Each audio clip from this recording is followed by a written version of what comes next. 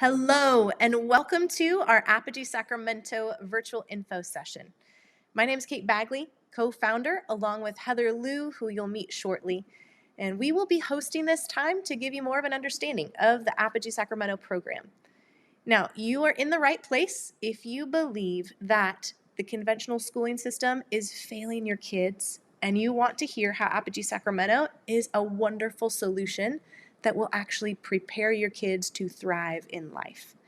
You're also in the right place if you have been homeschooling, but you want an option for your kids where you don't feel like you need to be concerned about your own limitations just as one person becoming your kids' limitations, where your kids can learn from a team that is passionate, bringing a full range of strengths where they excel, where you can still be involved and your kids can be part of a community of other quality young leaders and families.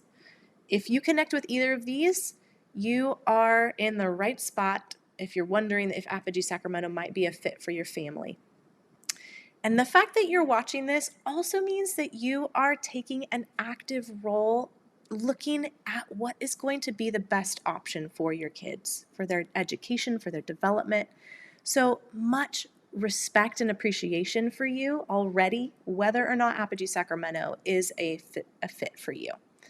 And we just want to say that from the start, thank you. Well done for leading your family with intentionality and ownership.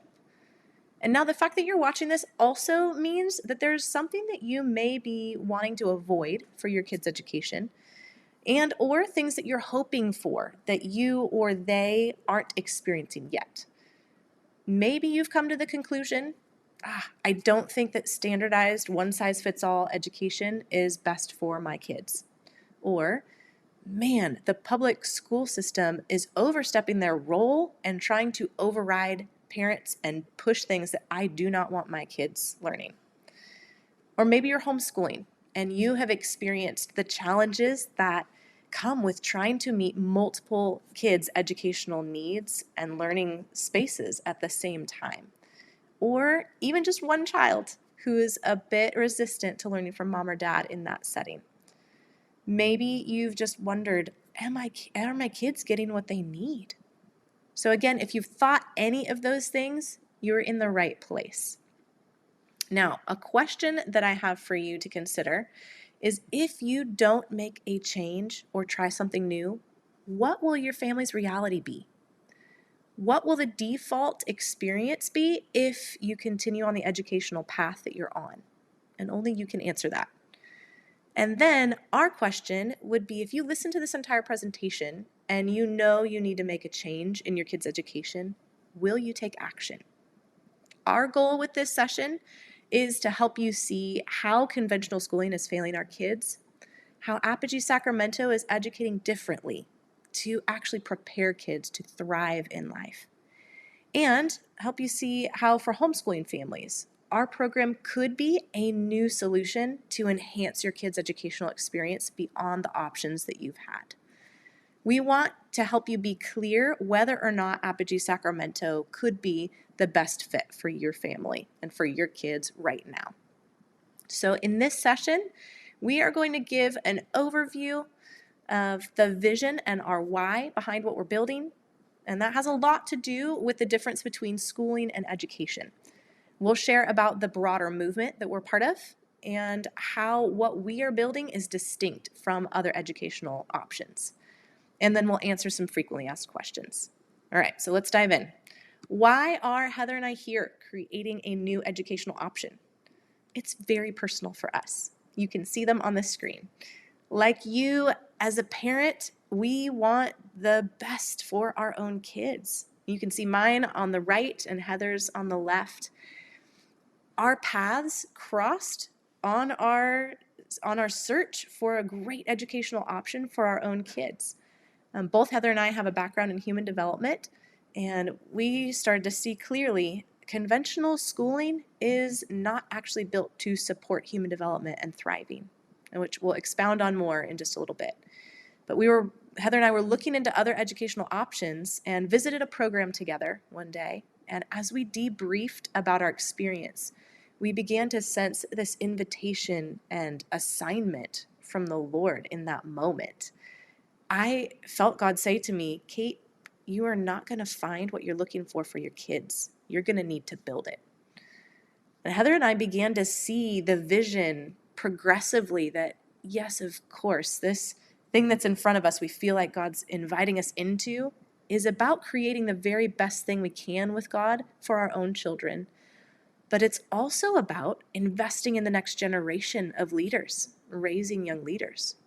And then we begin to see, oh, God wants to restore and disciple families back to the place of priority, health, and empowerment that they're designed to have as a unit. Everyone engaged in lifelong learning and growth and development together. And then we began to see even further the big picture. What God is up to is social reformation. He wants to disrupt the broken institution that schooling has become and the negative effects that it's had. And he wants a new wineskin for education. So this is ultimately part of a long game strategy to shift significant social issues that we see playing out. He wants revival and reformation. So he is rebirthing education as a strategy to raise young leaders, restore families, and reform society. This is the assignment that he's invited us to partner with him in. And it's an amazing convergence for Heather and I of our accumulated experiences and work, as well as the relationships and the resources that we have cultivated over the years to partner together with to build this vision. Personally, I have a degree in human development and psychology. I have been designing and directing personal development and leadership-oriented resources and programs for over 15 years now, which has led me into this place of passion for guiding individuals, families, and communities to discover their God-given strengths and purpose. I love to equip people to grow their capacity and their skills, cultivate enriching relationships, and actualize their potential to serve and make a positive impact. Everybody has potential. How many of us step into the full expression of it? We want the fullness. And one of the things that I created years ago while I was on staff at the Bethel School of Ministry was a youth leadership development program. And this was an interactive and engaging experience that integrated character development, social and emotional intelligence, life skills, and leadership for young people. So basically everything that I wish I had had when I was young. And that's going to get to come to life again and be invested in Apogee Sacramento, which is so exciting. Then most recently, I built and directed the Jesus Culture School of Leadership, where I had the privilege of investing in some of the most incredible people from all over the world, leading in different arenas, helping them develop as spiritually mature, relationally healthy, effective leaders. And for that initiative, I created the curriculum, orchestrated instructors, I built out schedules and systems, communications, and now the team that runs the program, where I get to just serve as an instructor and an advisor at this point, which has enabled me to be home with my kids, enjoy homeschooling my daughter, and now making room for this initiative with Apogee Sacramento. So I'm excited to take all of what I have gotten to be a part of and learn and build and take all those stories of transformation and impact from people who've been part of just year-long programs that I've run, and now point that toward young people and their families in our community to invest in over the course of multiple years through Apogee Sacramento. It is going to be so rich. And the Lord has just been so purposeful setting us up for this new assignment. And I am absolutely thrilled to be partnering with my co-founder, Heather Liu, who is a brilliant educator with a wealth of experience in that arena, which you're about to hear. But she is also just one of the most incredible humans who I want her fingerprints on my kids, her investment in my own kids. So here's Heather. She's going to tell you a little bit more about her. Hey everyone, it is such a privilege to be here with you and especially to get the opportunity to build with Kate. A little bit about my background. Education is in my blood. My parents were both public school educators and I followed in their footsteps. My degree is also in human development and education, and I have a master's degree in teaching English as a second language. My first job was overseas in China, where I taught for 2 years at an international school. And then back in the States, I taught ESL in Oregon. When we moved to California, our son attended Adventure Christian School, where I substitute taught. And then he also attended a Montessori preschool, where we just fell in love with the Montessori approach. After California passed some legislation, our family made the choice to homeschool. And so over the last 8 years, I have been homeschooling, and through this journey, we have participated in several parent-led co-ops where I've taught classes. My son has attended enrichment academies that were drop-off elective programs. I've also led co-ops in my home, and I've tutored for Classical Conversations, a classical Christian program that meets 1 day a week. And last year, my son Isaac became my guinea pig and attended Acton Academy while simultaneously continuing his Classical Conversations homeschooling program. This was great because it gave us the opportunity to learn the best from so many different programs. So Kate and I are excited to partner with Apogee to create an option that will serve all of you. And just beyond seeing the Lord's strategic setup and the convergence of our experiences and our work, the Lord has also been so clear about this vision through dreams He's given us and other people. At our core, we value partnering with God's presence and voice in every aspect of what we build. And dreams have been a significant way He has spoken to us. I started having dreams several years ago, even before I even knew Kate well. And then literally the same day that the Lord spoke to Kate and me about this new assignment, others began to dream that they shared these with us as well. Here's just a few sound bites from their different dreams. I dreamed the most amazing baseball game ever. The scoreboard and the field were the size of California. Once the game started, the first person up to bat was Kate. When she hit the ball, it exploded into books, pencils, pens, erasers, and bright colored stars. What I loved most, though, is as she ran the bases, I saw kids with kindergarten shirts, first grade shirts, second grade shirts, all the way to 12th grade. I also saw friends from Jesus Culture School of Leadership wearing shirts that say leader, healthy heart, teammate, brave communicator, powerful. I realize in this dream, Kate has built and is building people who are changing the world and loving Jesus and all about school and shaping hearts and minds. And Kate said, I will change California's school system, one prayer and one child at a time. What a powerful dream. Another dream. I walked into a room full of stacks of books, stacks of bricks, the Statue of Liberty, stacks of reading glasses, stacks of fruit, mainly apples and pears, both of which represent wisdom and knowledge. And the room had coins and water all over the floor. In the center of the room, I see a scroll that is huge and has a golden handprint in the center, and this is how it reads.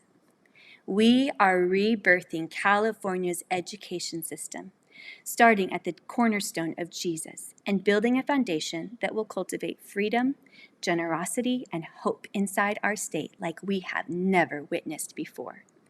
Our students are revivalists, and with one brick at a time, they will rebuild culture and have massive faith to bring forth fruit that will remain.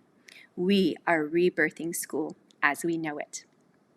The phrase rebirthing education has been repeated over and over in dreams, encouraging us about designing a very different kind of school model, a new wineskin, because as Kate will share with you, unfortunately, schooling is not the same as education. Now, as we unpack this thought, I want to say first how there are many good people who care deeply and work very hard as teachers, but their intentions and their efforts are often limited by the system they work within. So this conversation that we're going to unpack is about the system, not individuals who work within it. But with that, did you know that the compulsory school system was actually instituted as a result of the Industrial Revolution, and it was never designed to actually educate? It was set in place as a means to train compliant future factory workers that would be unquestioning, dependent, and obedient citizens. Seth Godin is one of the leading voices in education right now in a new educational reform, and he describes the context for this. He says, where 150 years ago, adults were incensed about child labor.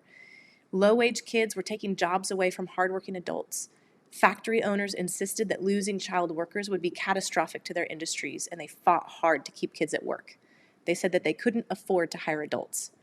And part of the rationale used to sell this major transformation to industrialists was the idea that schooled kids would actually become more compliant and productive workers. By 1918, nationwide compulsory schooling was in place. Our current system of teaching kids to sit in straight rows and obey instructions isn't a coincidence. It was an investment in our economic future. The plan was trade short-term child labor wages for longer-term productivity by giving kids a head start in doing what they're told. Large-scale schooling was not developed to motivate kids or to create scholars. It was invented to churn out adults who worked well within the system. Now, consider this quote by John D. Rockefeller. He's one of the masterminds behind compulsory schooling. He said, "I don't want a nation of thinkers. I want a nation of workers." That was startling for me to hear direct quotes like this from people who were behind compulsory schooling. And there are many more that Heather and I found as we did our deep dive into education research to understand more about why things are the way they are and what is actually best for kids if we could create an ideal. Because the institution of compulsory schooling has led many parents, including myself before this initiative, to believe that their children would be disadvantaged without schooling. And it has promoted as normal what's essentially become families outsourcing their children's development to a system that's purposely designed to train a populace who doesn't think on its own, is easily influenced and even controlled, is willing to work for very little, and has no real ties to their families. So one thing that we want to clarify in this time is how conventional schooling is very different from how we will approach education at Apogee Sacramento. Because we know that what we're building is not going to be a fit for every family. And we'll need to thoroughly assess the right fit to effectively serve the families that we're meant to. And much of that fit revolves around this distinction between a schooling mindset, which has been ingrained in most of us at no fault of our own, versus vision to embrace education for life.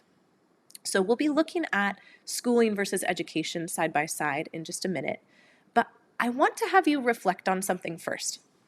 Even the negative agendas and the effects of compulsory schooling aside, let's just think about, what do we even remember from those 12 years of schooling for us? I'm curious, what percentage of all the things in those 12 years or more of schooling do you think you remember? 80%? 60%? 40%? 20%? Or less? I would personally probably range in around 40%, maybe. And then, now what percentage of what you actually remember do you even use? I still have yet to find someone who thinks that they're more than 50%, using more than 50%. Most of us are probably significantly less than half. Okay, now to laugh a little bit and demonstrate the point that we have with this, here we go. I'm so glad I learned about parallelograms instead of how to do taxes. It's come in really handy this parallelogram season, right? So this leads me to the next question that I have for you. What are the things that when you got to adult life, you wished someone had helped you learn? Finance management, anyone? Math that matters? Communication skills? Conflict resolution? I mean, the list can go on for most of us, because going to school and actually being educated as preparation to thrive in life are unfortunately very different. Now, some of you have already made a shift away from the conventional school system and have been homeschooling, like Heather, which she's going to speak to briefly.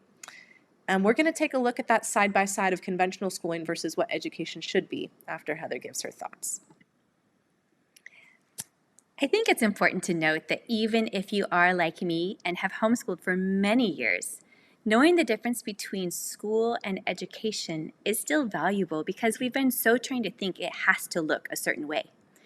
I myself was great at school. I knew how to play that game very well. So naturally, when I began homeschooling 8 years ago, I brought many aspects of a traditional education home, and it has been a process to decondition. When I began teaching my son in kindergarten, I had a desk set up for work, time slots for subjects, and a timer to keep track of classes. And I was really rigid, so I tried to make sure that we checked all the boxes and hit all the benchmarks. Did it result in plenty of tears and frustration? Absolutely. Did I find ways to adjust and grow? Yes. And I'm still in the process of growing and deconditioning, ultimately asking myself, what is education for? How will it serve my son to grow and thrive in life? So even if you are like me, a homeschooling parent, this conversation is still valuable because it's a process. We must reflect and ask ourselves, are we still checking off school boxes at home? Or is what we're doing at home really preparing our kids to thrive in life? Kate's going to take you through a snapshot of the major differences between conventional schooling and what a true education should be like. Okay, let's take a look. Conventional schooling versus what education should be. Conventional schooling is like a factory, sitting still in desks in rows with bells that dictate when to move, when to start, when to be done. You can only go to the bathroom when you have permission. There's standing, waiting, walking in lines. All of these are components of a purposeful design that actually stifles human development and flourishing. Education should be like a greenhouse, environments with structures and practices that nurture life and growth with intentionality and care. Conventional schooling is stripping students of natural curiosity and motivation. Schools replace curiosity with compliance. Education should foster curiosity and interest and a love for learning that will last a lifetime and not just be relegated to 12 years. Conventional schooling promotes regurgitation and what to think.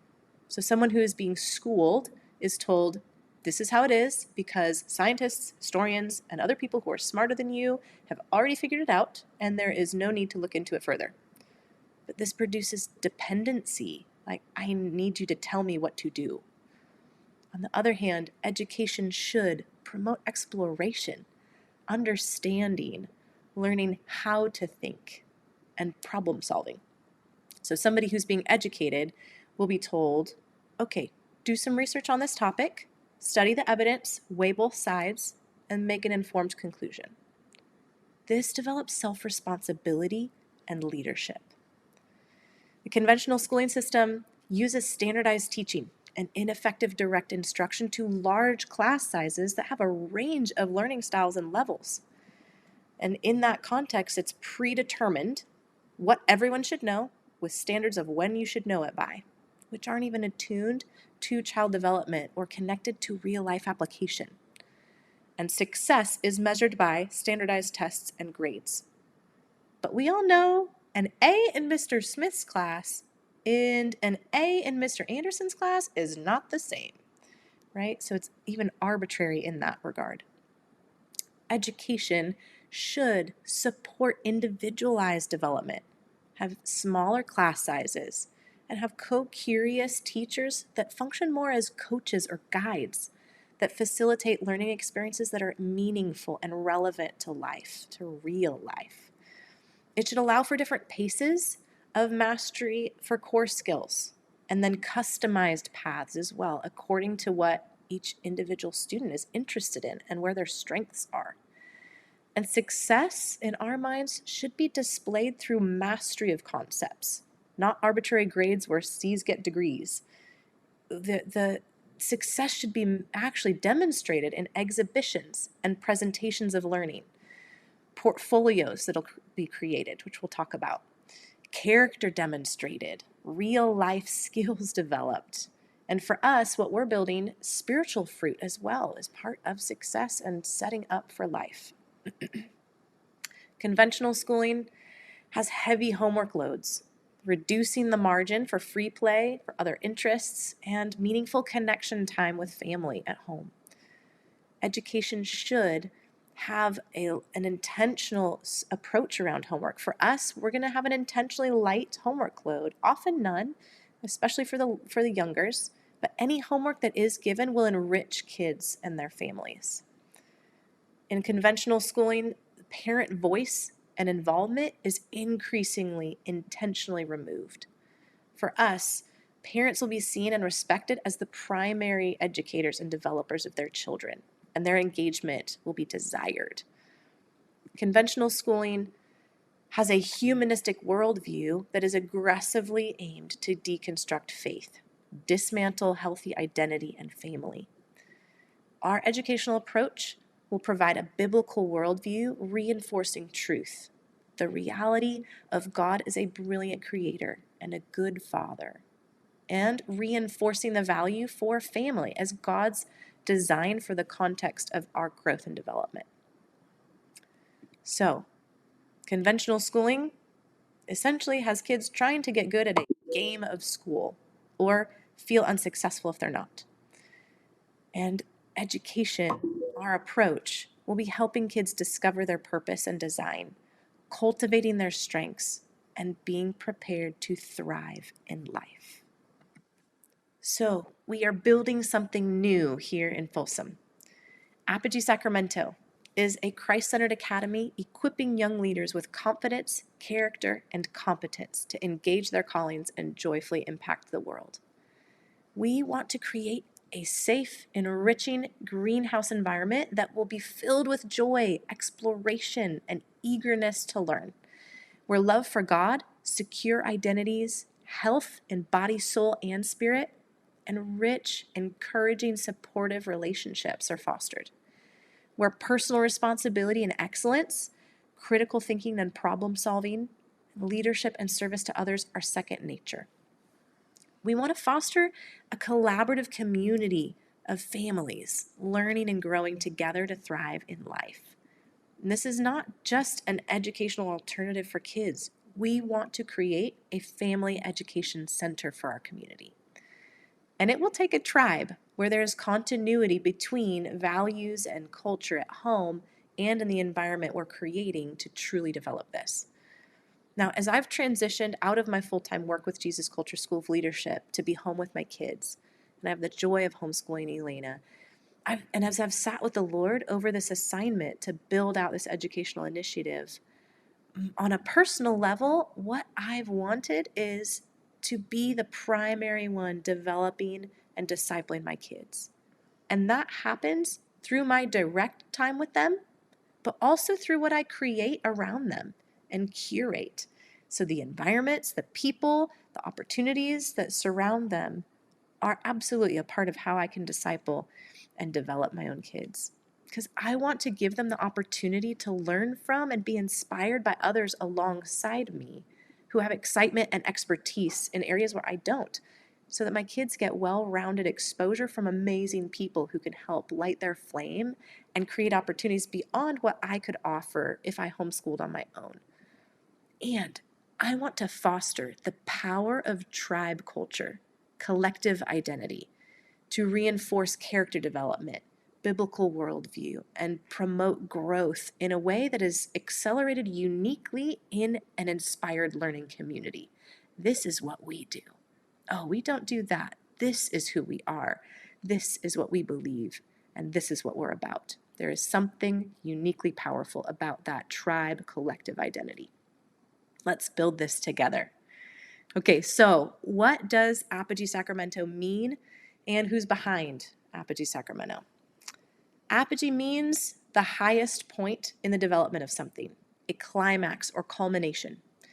We want to help our children and families reach the greatest heights of their potential.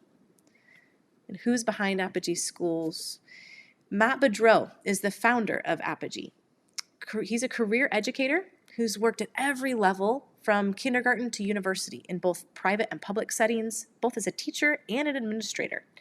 He worked in admissions at Stanford University and understands the game of school as well as the nature of true education. In 2017, after his kind of personal awakening of what was happening in conventional schooling, he started his own education centers So Acton Academy Plaster Schools, as he started multiple campuses, and then he helped also hundreds of other Acton owners to help launch their campuses. Now, Acton Academy is a proven, innovative educational model that is inspiring a lot of what we're building with Apogee Sacramento. In 2010, Laura and Jeff Sandifer founded Acton Academies, and they now have 250 affiliate schools in 31 different states and 25 different countries. So it is a model that is working even globally.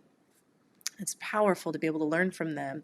And there are going to be a whole network where Matt is pulling from his experience from Acton. He's creating his own network, Apogee Schools, education centers, starting across the country with 50 different affiliates. So Apogee Sacramento will be one of 50 campuses across the country in the fall. Secondly, we've got Gloria Nagel, and she is going to be the curriculum developer and the staff trainer for Apogee affiliate campuses. She currently has been a director of schools at Innovate Academy and Preparatory Schools, which is a thriving program that is truly educating. She's been a teacher, she's been a headmaster, she's been an educational consultant, and that is the role that she's in now because her school and program is kind of running itself, and she's going to take on the curriculum design for Apogee Sacramento and Apogee Network of Schools. And at this stage, you've heard already from my background and my story, but my husband, Eric, will also be involved, adding his strength to what we're doing. With 20 years of experience in business, he is currently running his wealth management firm and our youth enrichment soccer program. And he brings a lot of varied experience on the business development side of things. And one particular thing that he is actually very excited about to contribute is setting up an endowment fund so that long term we'll be able to offer this educational model to families fully funded. So we've got an incredible team of wonderful people surrounding this initiative. So all this sounds good. What will it actually look like? You were probably asking. Okay, Heather is going to give you an overview of the program and dive into some of our distinctives. We have 5 key pillars of our educational approach. Number 1, project and experience-based. Number 2, learner-directed. 3 is Christ-centered. 4, whole child.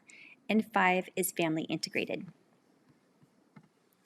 For project and experience-based, we want to prepare our kids for real life, and we recognize that real-world scenarios transcend traditional subject boundaries.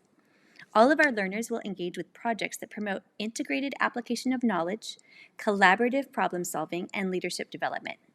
The younger learners will start by laying the groundwork through our approach using the Reggio Emilia and Montessori philosophies. And at the first grade or kindergarten level, second grade level, what would that look like? One example is Kate's daughter, Elena. She was inspired after watching the movie Ratatouille. So she brainstormed her own restaurant. She actually got to do a play-based project that had to figure out what to name the restaurant, how to create a menu, writing out the menu, finding out the cost of ingredients, figuring out how much she would need to charge to make a profit, figuring out decor, and how to advertise. So in this approach, kids are integrating subject matter. Literacy, math, persuasive communication skills, writing, social studies. Real-life skills are integrated and used for real-life purposes. This kind of learning has high engagement and motivation for kids. The littles will also be involved in creating their own businesses for the end-of-the-year business fair. They will create a product, design the packaging, promote their product, and then even be the ones to take change and give change, go back and forth with their money. They'll have some support, but the olders won't. The olders will get to do that all on their own. What will it look like for older children? Middle schoolers will also be involved in the business fair, but they will further enrich their development by engaging in internships, job shadows, and apprenticeships, thereby giving them real-world experience and honing essential skills. One example of project-based learning that my son Isaac did at Acton Academy was chemistry and cooking. The middle schoolers had a 6-week quest where each week they learned about how chemistry plays a role in cooking, and they simultaneously learned how to make bread, how to make cookies, omelets, and more. At the end of the sprint, during the exhibition of works, these students stood in front of parents and they worked in teams of 4 to do a live cooking demonstration. While they were cooking, they were asked chemistry questions about things they had studied during the sprint. Correct answers translated into points they could earn to buy more ingredients, and it was set up like real life with a time limit and a health inspector going around to make sure everything was up to code. At the end, judges ranked the food and the teams were given points to determine a winner. As you can see, this was not just a straight science lecture, but rather an incredible integration of subjects, reading recipes, the math skills of measuring, health and nutrition, as well as science, chemical reactions that are useful to everyday life. On the Job Shadow Apprenticeship side, we will partner with local businesses to have students experience what that industry might be like for a few days, up to a couple weeks. The 6th graders would start by writing letters and making phone calls to businesses asking for an opportunity to shadow for a couple days, while 8th graders will pursue an actual apprenticeship. All the students will gain practice writing emails, making phone calls, writing thank yous, and journaling their experiences. What better way to start to imagine what they want to do with their lives? Why would they want to wait until after college to begin to dream and get real insight into the realities of different industries? As a result of these experiences, students will build digital portfolios where they list their job shadows and apprenticeships, along with samples of their projects and presentations. In this way, we will help coach them to build a track record so that when future employers look them up, rather than finding social media pages littered with junk, they will see an extremely resourceful young person who has drive, communication skills, and real-world experience. One piece that's very important to us is service. So we will help our kids get in front of city leaders to ask what problems in our community they could help solve. So they become contributors to the community and even ask God, what solutions do you have to the problems that are here in our city? Our second pillar is learner-directed. We believe that optimal learning occurs when curiosity meets relevance. We will foster an environment where children are not only interested, but they help take charge of their learning journey. This recognizes diverse learning styles and paces, so our flexible mixed-age setting will enable an individualized approach where learners can accelerate when they're ready and receive support as they work towards the mastery of essential concepts at their own pace. Our team will act as guides and co-learners, empowering young leaders to set and achieve personalized goals, aligning education with life direction. Instead of being a sage on the stage, they will be guides, asking good questions that empower kids to find answers, learn how to think, and take ownership of their learning and growth. Socratic discussions will be a part of our learning environment. These are interactive dialogues that prioritize critical thinking and active participation, and they develop essential life skills like effective communication, problem solving, and civil discourse. A few of the ways that learner-directed will play out practically are grades instead of badges. So Kate already alluded to the fact that an A in one class is vastly different from an A from a different teacher. There's no standardization. So that's a game that we have learned to play, but we feel a better way to measure mastery is through badges. Just like Boy Scouts, where young men receive badges when they master a skill, our learners will earn badges as they are able to prove that they've mastered a concept. The beauty of this is that in a 4th, 5th grade studio at math time, everyone will be working on the same subject, but Johnny might be at a station practicing counting back change, working on a money badge, while Avery might be on an app practicing speed drilling multiplication facts, working on a totally different badge tailored to their goals. Parents, guides, and learners will work together creating goals for which badges to pursue each sprint.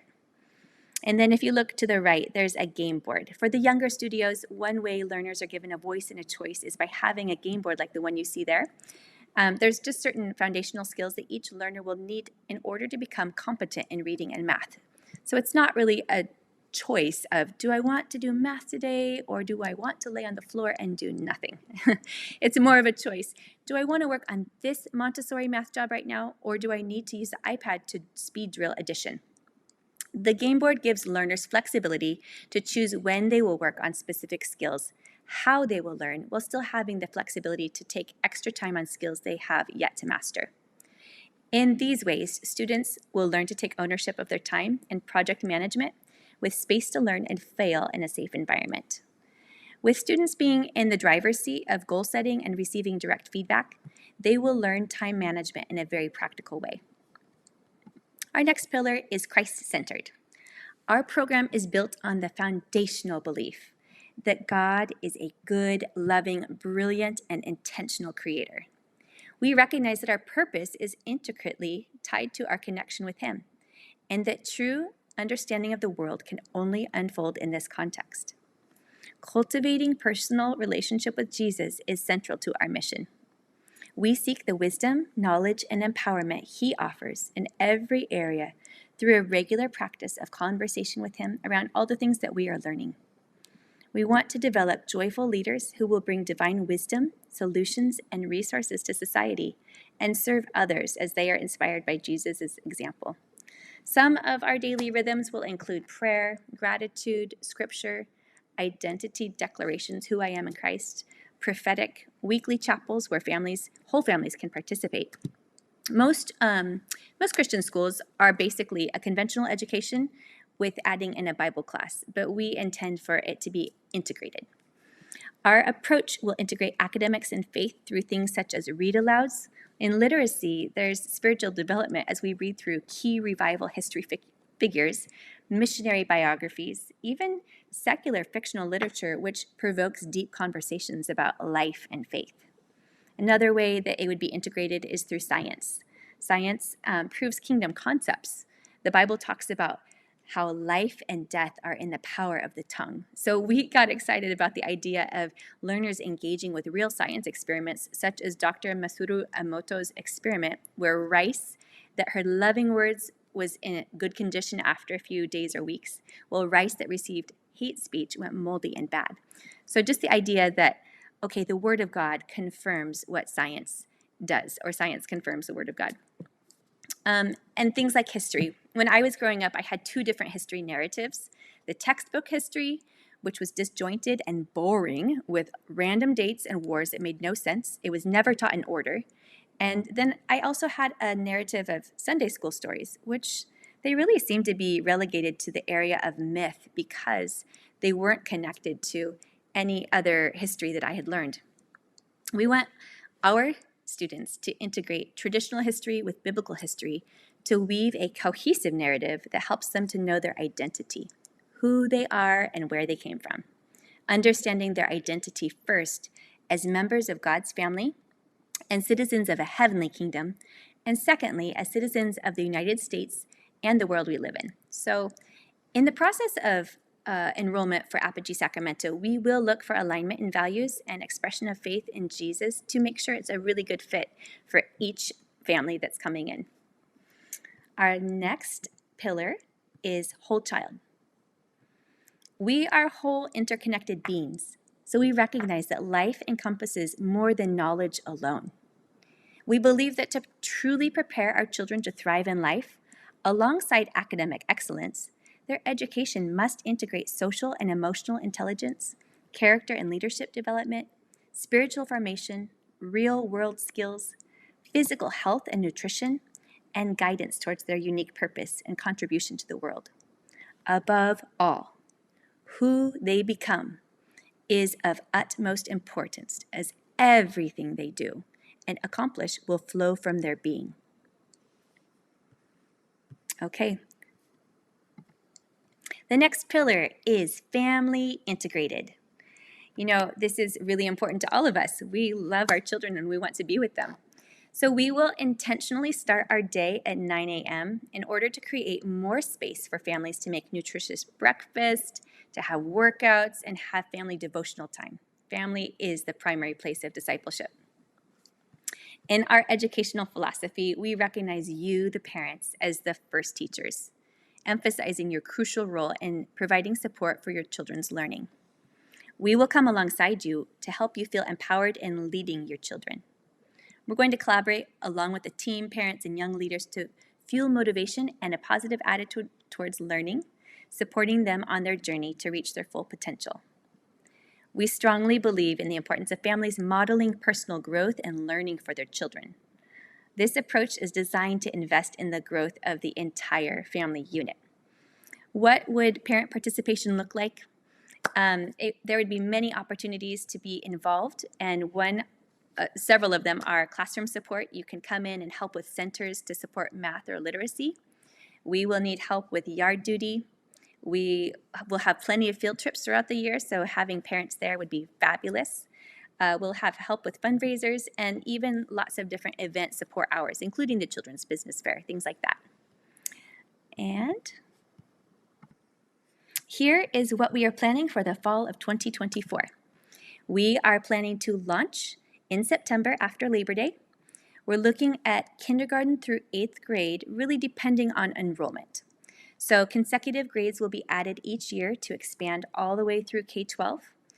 And finally, if there's enough families that are interested, we are considering providing a co-op model for a pre-K. So if you are a family who has pre-K children and are interested in volunteering in a co-op model with a staff leading, please let us know. There will be an action step at the end where you can fill out the response form and let us know if this is something that you would personally benefit from. Here is the program overview, what it will look like. 10 months, September through June, which is a modified year-round schedule. We're really designing in sprints. It's an average of 6 weeks that you're on in school or in classes with one break in between. And then for the holidays, Christmas and things like that, there will be a longer break. Why would we do it this way? Honestly, it facilitates a really great rhythm for project-based learning focuses. There's a different theme for each sprint.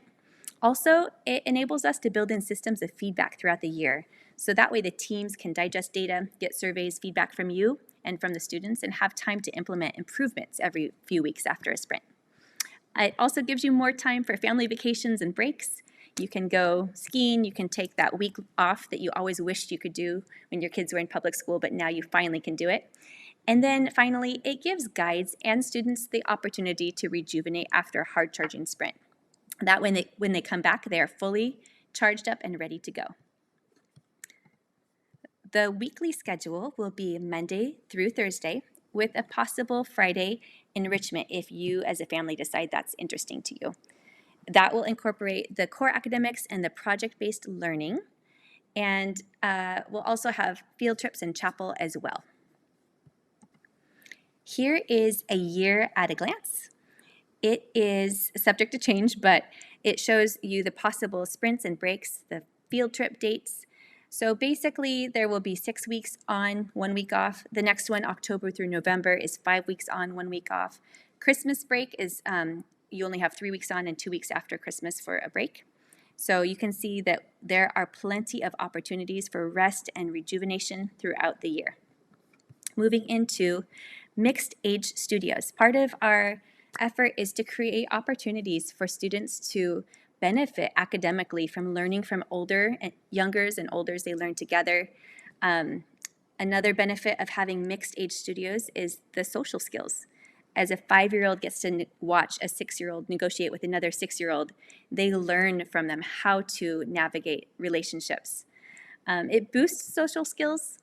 It encourages emotional well-being. There's less competition in a mixed age classroom. Children in the same age group tend to compete and compare a lot, but in a mixed age group, the focus is more on discovery and the joy of learning. So without getting caught up in comparing, children are able to relax and enjoy the learning process. It builds self-confidence. The youngers look up to the olders, and they serve as role models and mentors. And then it offers real-world experience. You know, in my life, I'm not often divided into I will only hang out with other 44-year-old women. So this is like, oh, real life is there are older people that I work with, there are younger people, and this reflects that.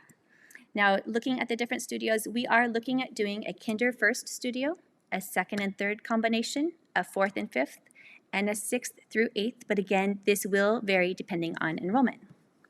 Let's look at the typical components of a day at Apogee Sacramento. So as you can see, each day is broken down into buckets or chunks of the day. The morning lunch is a beautiful way to start the day, where we will gather together in a circle and participate in greetings, declarations, reciting scripture, singing songs, and engaging in Socratic discussions. Then you'll see core. Our math core is at the same time across the board for all of the studios. That way, if a student is needing to bump up a level and needs to not be at the same grade level as all of the other children, they are able to go into the higher studio to access their needs there. Also, it is where, if you'll see down below, there's recess, break time, and reading. The literacy space is 11 to 12. And I just want to stress this one. When you make something that is points-based, when you stress points-based reading and regurgitation, you don't learn to love to read. So one of our core values is that we are committed to our young people learning to love to read, because reading should be about changing your life and not about answering a Scantron. There's free time and play, and right after lunch we have PE and group games included, and that's really because we believe in daily movement. Everybody needs to understand how to be healthy, and mental health is tied to physical health. So we believe exercise can be fun. We'll put it in the context of group games some days, and that will be a great way to bring this element in. In the afternoons, you'll see project-based learning. That's an hour and a half to 2 hours. It's really where academia becomes meaningful. It's tied to projects. This is where they will always have a themed project that they are taking part in, which will go over the course of 5 to 6 weeks, with a very specific exhibition of works at the end, like I mentioned with my son having the chemistry and cooking at Acton.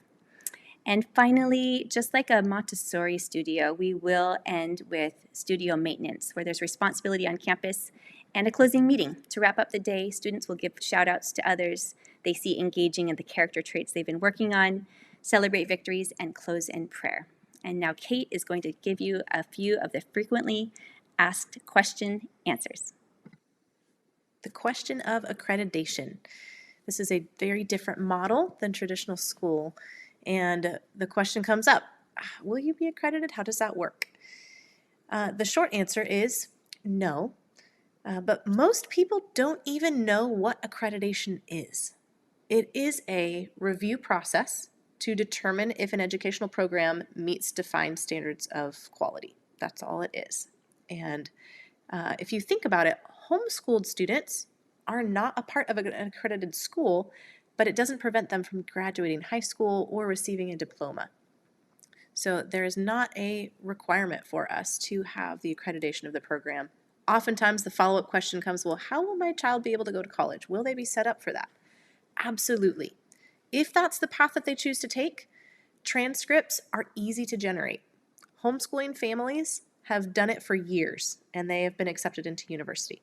So through the portfolios that our learners will create, they are going to have actually an even better chance of college acceptance because they will be positioned with real life experience, projects, internships, things that will put them above and beyond. Plus, Matt Boudreau, who worked in Stanford admissions, knows how to play the game. And if there are actually several schools in conversation with Matt that have said, if Apogee participants want to apply and attend our school, they will be guaranteed enrollment and possible scholarships even. There are current conversations happening with William Jessup University as well. So that is not a problem. We will work with each student for their tailored journey, for their goals. Third question that comes up, will we offer sports? So physical fitness is a priority to us, but competitive sports will not be offered year one. So families typically join community leagues based on students' interest, and or our Friday enrichment classes that we offer may have some physical fitness classes as well. Okay, now we asked you at the beginning of this session a question. We asked you, what would be the end result if you continue on the educational path that you're on for your kids? If you resonated with what you have heard about our vision and approach to education, and if you would like to come and build something new and beautiful together, here are your next steps. Number 1, fill out the response form. After you've heard all of this information about Apogee Sacramento, please fill out the response form, which will unlock any further questions or conversation we can have. It will prepare you to be able to do the enrollment process. Secondly, tell others, share about it. Tell others you think that would be a good fit. Send them the recording of this info session. We'll send the link out in an email that will follow up to anybody who fulfills the response form. And share to connect people with our social media, and they can always email us with questions at admin@apogeesacramento.com. Third, prepare to reserve your spot when registration opens in late March, as class sizes will be intentionally small and space will be limited. So there you go. Those are your steps. Again, thank you for leading intentionally in your families and looking into what might be a best fit for your children. Keep loving and leading well.